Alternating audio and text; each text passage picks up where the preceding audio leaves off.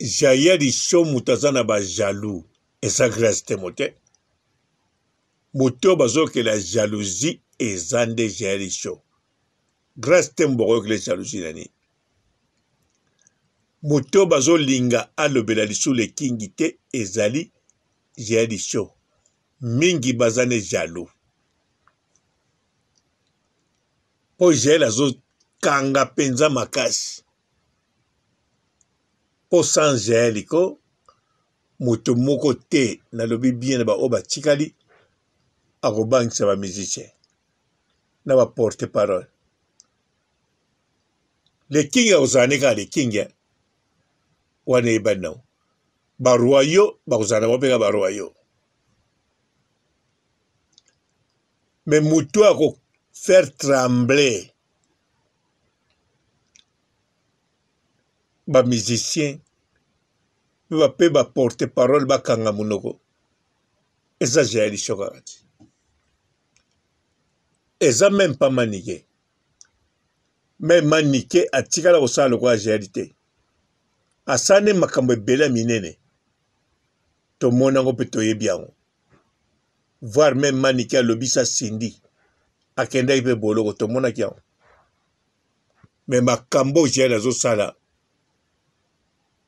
ata bolobi ke Jaël yo fingaka bosalaka boye mais ye nde bamusicien bazobanga baporte parole bazotremble alors ye mpe nde fo boyokela ye nde jalousie wana yebani baroyo ya bato te bato nde balobaka na bamedia na batiktok na bato mosusu bazokosela kozala baroyo na bana mbasi mosusu mpe balobelaka le grand mopao bango mpe bacontre Jaël na bana basi mosusu balobelaka mpe kaka ye moko le king fali baza mpe contre Jaël do atika place wana ebe non mpote bapapa bamama bandeko mbote barando na barandonete mbote batoyo balingaka rando na baoyo balingaka rando te mbote ba jeune garçon na ba jeune fille mbote bana mike na ba bébé mbote ba Sainte Anoirite Sainte Thérèse Sainte Ingrid Kabongo gana kosenga na le king na ba Sule Kauka na ba Edi Badiata na ba Nana Boduka soki bokosepela na mosala Jaël lisusu te to soki bolingi Jaël a continuer so mosala o te me botika ye na visa na ye visa na ye bo supprime yango te bo annule yango te bo cancele mpe yango te botika ye na visa na ye aza na ye mpe chanteuse aforcaka mpe na mosala na chanteuse mokolo mosusu akokozwa ata biye na ye to tokokofutele mpe biye aye na poto abeti bakaraoke na ye azongi mpe ntango visa nde kolinga esila aye mpe avandi na poto botika ye mpo Jaël makambo to asali ata kutu ye moko mpe azolobake eza naturel biso mpe ata lobaki te tozomona yango eza naturel Jaël show aza ne rebelle wana eyebani mpo bato nyonso bazoloba Jaël afinga bato bakiti alobaka banzoto ya mama ata siko so bakifunda Jaël pa ya papa Lukoki Derrick Lukoki pa mama Ana Lukoki, pa Champagne Lukoki, bakoloba aza rebelle azakane bongo. To jeli aina makambo mosusu te azani ka rebelle. Tango jeli afinga biloko ba mama te azakana ba réponse a kopesa pour neutraliser adversaire. Po jeli bit na ye adversaire azala neutraliser. Sikwa koyena makambo teke adversaire alingi to batu balingi. Po bato bazoloba na Jael salaka boye batu bayaka na ba argument tala demer niangi te. Jael choa demer niangi te. Asalaka émission pe na français te. Aza yete aza Jael show. Pas aza show. Aza lokola Manuela te. Manuela nde mutu ali froid. Jael show aza show. Alors asala makambo naturel. Siko makambo asali esimbi. Alors Nana Boduka bomoni pe bien makambo esimbi. Même bino bolinga makambo yo Jael abimisaka te na monoko. Nayebi bato ya liboso basepelaka na makambo wana te.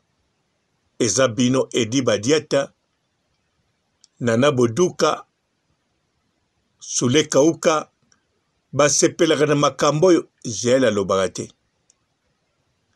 Mende bazo sepela na resultat oyo efuti. Resultat mtezo konte. Siko bino bosalaka pe bemission na YouTube, bosalaka pe bemission na ba TikTok, bozolakisa Jael nenga osala musala. So boyebi nde basalaka musala. Kasi bozosala deja te. Bozolobela le king, miso bazolobela fere, miso balobela le grand mopao, misusu wata. Alors mayele na bino wana bosalela ngo bino moko po bato bamona bino bwa numéro 1 na réseaux sociaux. Me bokotinda Jael te sala mayele na bino. Mayele oyo efuti ya poto, mayele oyo efuti ye Sule Kauka, Nana Boduka, Edi Badiata baloba bon. Ata ba bêtise azoloba toaki nango posa te, tozali pe na ntina muta boye te, mais résultat oyo epesi oyo mpe toaki nango besoin. Soki bango bandimi Jael bapesi ye visa bayini na poto, bandimi nde résultat. Et puis Jael lokola azosala makambo naturel, akosala toujours makambo naturel. Aza na ntina alanda bato te, aza na ntina akopie bato te, akopie moto mosusu mpo akoma nani. Ye aza wana te mpo alobaka mpona koloba. Po Jael mpo azala satisfait, fo amona ke biloko abeti ekoti, amona résultat. Biloko abeti bato bazobanga ye. Po Jael bazobanga ye. Ata Manuela kitoko akosouhaite te aza na rano na Jael. Akosouhaite te. Parce que akolongwa royaume. Surtout Jael mpe osakana te. Oza royaume osakani na ye abeti yo. Aza mpe na raison. Po ba royaume ba ebele ou arena moto atonisaki yango aza bino te. Bato batonisaki yango baza d'accord na Jael show. Preuve yango wana ti siko bazobina banzembo ya Jael show. Banzembo na bino bazobina Nzembo ya Géadi Show bazobina. Ekomi penza hymne national ya baroyo. Alors so bazo continuer kobina ngo. Seki baza na posa ya Géadi Show. Soki baza na posa Géadi Show, alors ata bazo sepana ba bêtise te makambo mosusu, me bayebi ke eza façon na ya ko neutraliser po Géadi pe tanga zo finga to lubaka ba bêtise te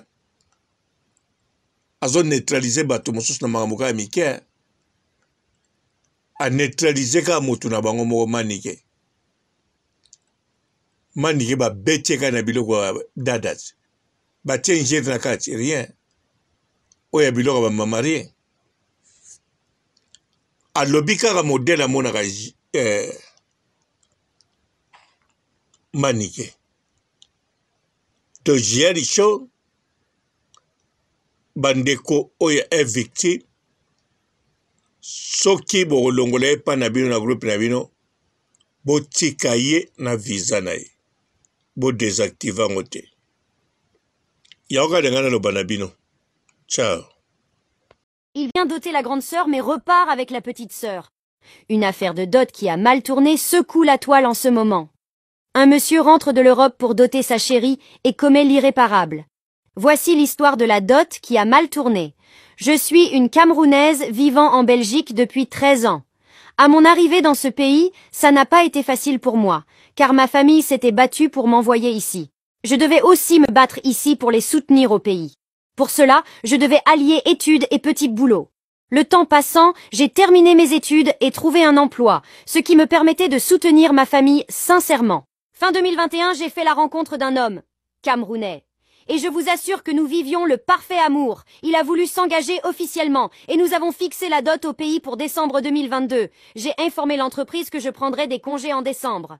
À la dernière minute, il y a eu une situation difficile au travail que je devais impérativement gérer et l'entreprise m'a suggéré de prendre mes congés le mois suivant.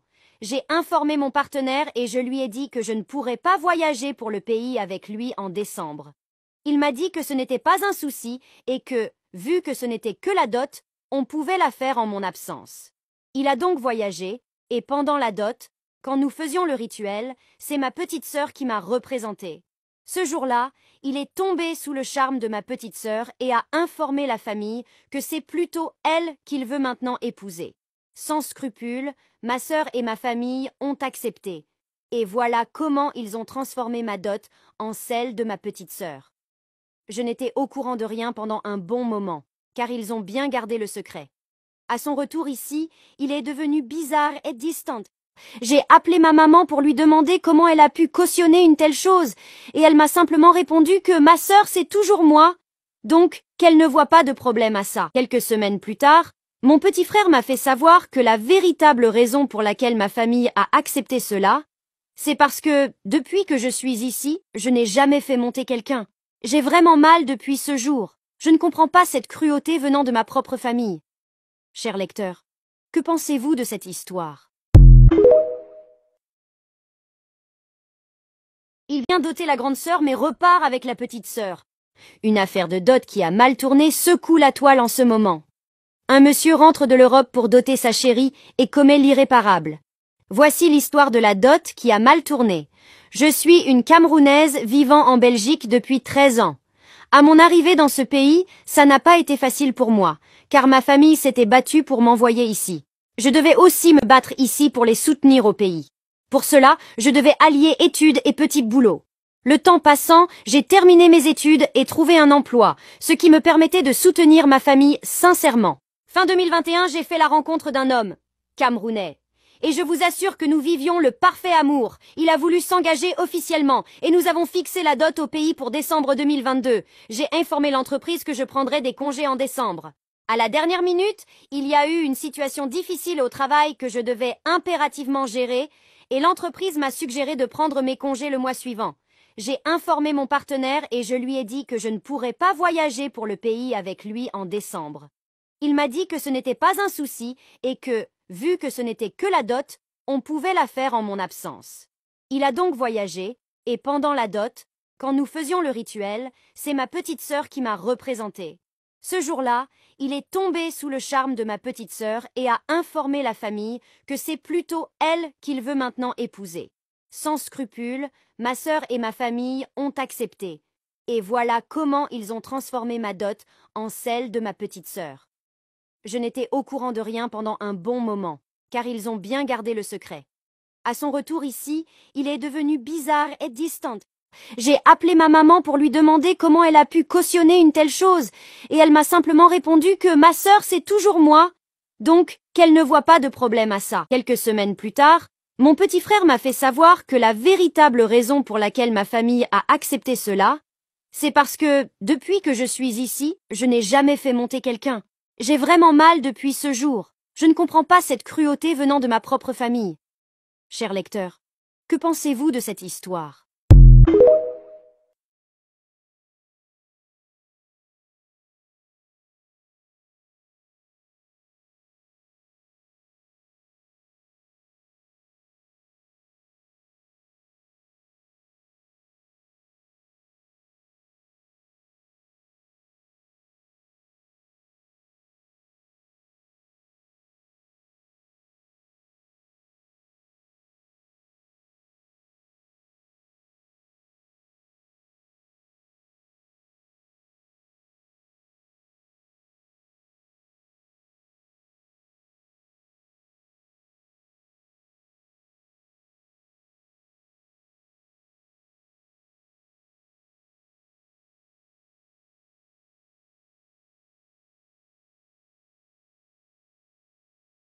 Bonjour fidèles internautes de www.elengiakomba TV. Bonjour, bonsoir, balandignon so ya Elengiakomba, Congolaise TV. Belé partout dans le monde, partout où vous êtes, partout où vous êtes, Elengiakomba TV vraiment. Bonjour, bonsoir, on a abonné Bafagnon sur Elengiakomba Congolais TV. Bonjour à mon boss, on a appelé ça vraiment un pandi. Bonjour à mon boss, JP Kiama. Je salue mon boss Balobi, boss de boss Babi, JP Kiama. Bonjour, Elengiakomba Congolais TV vraiment. Ramon Lazana, chaîne de ceux qui topo, il y a pas de JP Kiama, et boss de boss, il y a un danger. Donc, Maxime Tolo Lazaki. Il y a boss Nabiso JP Kiama, Nzamelanga, boss Bazali, boss Bazali. JP Kiama, le boss des boss. Napesi d'abord bonjour, tu es mbote belé, na mon boss JP Kiama, on a na rosa insaote. Donc on a quoi les katisana, napesi mon boss JP Kiama, boss des boss. Bonjour fidèles internautes de www.elengiakomba TV. Bonjour, bonsoir, balandignon so ya Elengiakomba, Congolaise TV. Belé partout dans le monde, partout où vous êtes, partout où vous êtes, Elengiakomba TV vraiment. Bonjour, bonsoir, on a abonné Bafagnon sur Elengiakomba Congolais TV. Bonjour à mon boss, on a appelé ça vraiment un pandi. Bonjour à mon boss, JP Kiama. Je salue mon boss Balobi, boss de boss Babi, JP Kiama. Bonjour, Elengiakomba Congolais TV vraiment. Ramon Lazana, chaîne de ceux qui topo, il y a pas de JP Kiama, et boss de boss, il y a un danger. Donc, Maxime Tolo Lazaki. Il y a boss Nabiso JP Kiama, Nzamelanga, boss Bazali, boss Bazali. JP Kiama, le boss des boss. Napesi d'abord bonjour, tu es mbote belé, na mon boss JP Kiama, on a na rosa insaote. Donc on a quoi les katisana, napesi mon boss JP Kiama, boss des boss. Belé partout dans le monde, partout où vous êtes, partout où vous êtes, Elengiakomba TV vraiment. Bonjour, bonsoir, on a abonné Bafagnon sur Elengiakomba Congolais TV. Bonjour à mon boss, on a appelé ça vraiment un pandi. Bonjour à mon boss, JP Kiama. Je salue mon boss Balobi, boss de boss Babi, JP Kiama. Bonjour, Elengiakomba Congolais TV vraiment. Ramon Lazana, chaîne de ceux qui topo, il y a pas de JP Kiama, et boss de boss, il y a un danger. Donc, Maxime Tolo Lazaki. Il y a boss Nabiso JP Kiama, Nzamelanga, boss Bazali, boss Bazali. JP Kiama, le boss des boss. napesi d'abord bonjour te ba mbote belé na mo boss JP Kiama wana na kozangisa ote donc nakoki koleka te sana napesa mo boss JP Kiama boss de boss.